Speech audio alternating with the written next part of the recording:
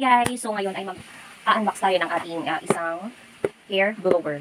So guys, ito ay from TikTok. Ayan, thank you very much TikTok.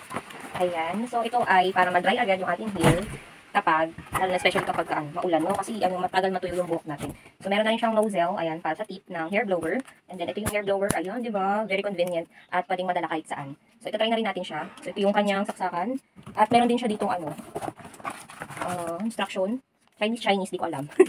So, yun na nga guys. So, try na natin siya guys. Wait lang guys Try lang natin siya. So, guys, isasaksak natin siya ngayon. So, guys, ngayon, diba? Mainit siya guys, mainit. Mainit siya guys. Kaya be careful. Sabi ganun kayo nito guys. So, tanggalin na natin sa buhok natin. Para mabilis matuyo. So, ito na nga guys. Ayan, tayo ay mag-blower na. So, try na natin siya guys. Ayan, nasupply ko na siya kanina. Ayan, nasupply ko na siya kanina guys. Kaya, mag-blower na lang natin siya guys. Kaingay nga lang siya. Pero mabilis siya makatuyo. Siguro parang mga 5 minutes daw. Tuyo na siya agad.